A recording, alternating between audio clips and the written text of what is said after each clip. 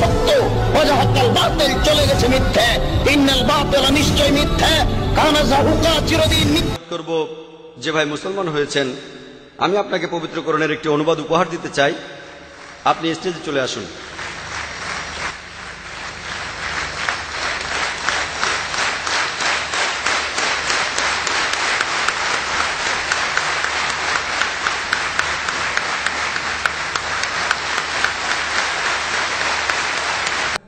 আমার নাম শ্রীনিবাস, একটা কুরিয়ার কোম্পানিতে চাকরি করি। আমি একেবারে সেই ছোটবেলা থেকেই সত্যিকারের ধর্মকে খুঁজে বেড়াচ্ছি। আর আমি তারপর এক সময় কোরআনের কিছু কথা শুনলাম।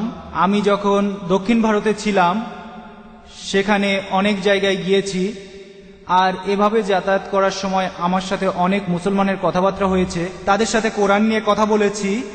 আমি আল্লাহর কাছে প্রার্থনা করতাম।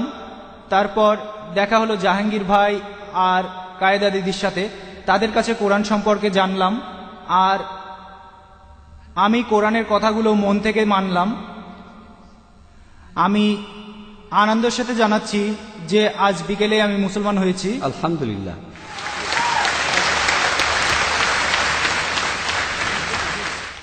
এই অনুষ্ঠানের আগে এই এক্সিবিশন হলে, আর আমি আসলে কয়েকটা প্রশ্ন করতে চাই ডাক্তার জাকির নায়েকের কাছে। তার একটা হলো, আমার কাছে এখনো কোনো কোরআন শরীফ নেই। আমি লোকজনের মুখে কোরআনের আয়াত শুনেছি, তার মধ্যে আমার কয়েকটা আয়াত মনে আছে। যেমন সূরা ইসরার 40 নম্বর আয়াত বলছে, আল্লাহ কি তোমাদের পুত্র দিয়েছে আর তিনি ফেরেশতাদের কন্যা রূপে গ্রহণ করেছেন। আমি এই আয়াতটা বুঝতে পারিনি। এছাড়া আরেকটা প্রশ্ন, হারুর জিনিসটা কি? জি, হারুর বেহেশতের সঙ্গী। হুর হুর।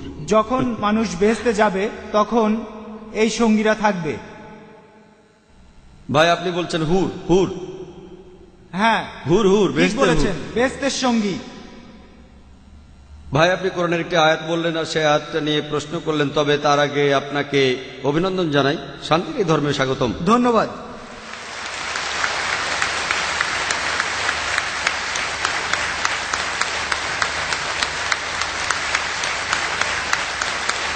অনুরোধ করব অনুবাদ সহ পবিত্র কোরআনের একটি কপি নিয়ে আসতে।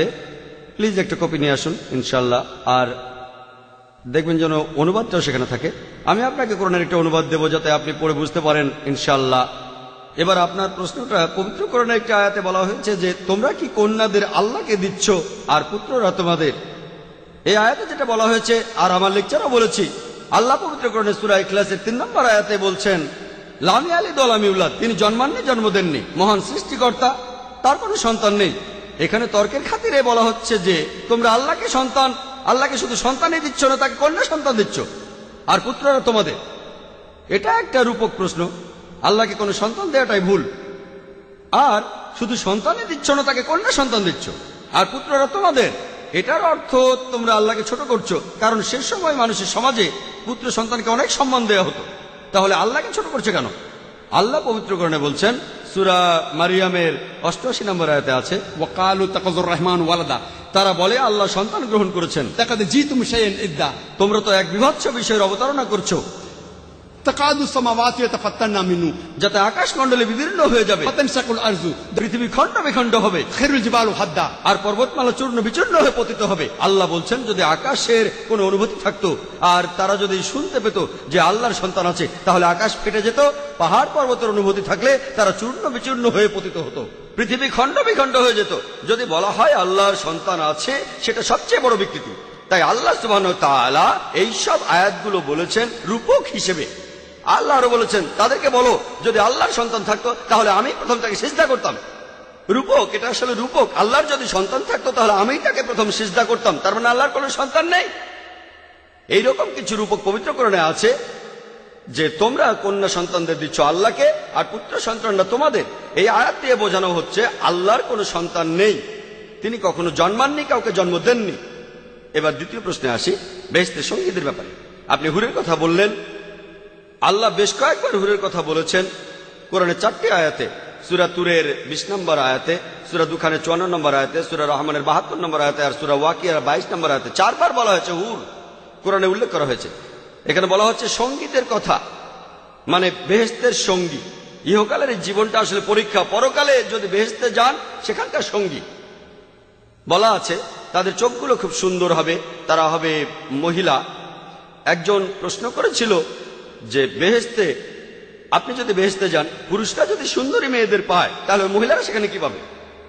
বেহেশতে গেলে পুরুষরা সুন্দর সুন্দর মেয়েদের পাবে, তাহলে মহিলারা সেখানে কি পাবে? এই প্রশ্নটা একবার আয়েশা রাদিয়াল্লাহু তাআলা আনহাকে করা হয়েছিল। মহিলারা সেটাই পাবে তাদের হৃদয় যেটা আশা করেনি, তাদের চোখ যেটা দেখেনি, তাদের কান যেটা শোনেনি। এই হলো জান্নাতের বর্ণনা। তাহলে মহিলারা বেহেশতে সেটাই পাবে তাদের হৃদয় যেটা কখনো আশা করেনি, তাদের চোখ যেটা দেখেনি, তাদের কান যেটা শোনেনি। এই হলো জান্নাতের বর্ণনা। এখানে সংক্ষেপে বলা হচ্ছে যে বেহেশতে কি হবে, সেখানে দুধ আর মধুর নদী থাকবে। আপনি ধনী লোক হলে এই পৃথিবীতে দুধের নদী বানাতে পারেন, কিন্তু সেই দুধ আমাদের পরিচিত দুধের চেয়ে আলাদা হবে। বেহেশতের ফল পরিচিত ফলের চেয়ে আলাদা হবে। বেহেশতের হুর আমাদের চেনা জানা মেয়েদের চেয়ে আলাদা হবে। তাদের সাথে মিস ওয়ার্ল্ড বা মিস ইউনিভার্সকে তুলনাই করা যাবে না, তারা অনেক উঁচু স্তরে।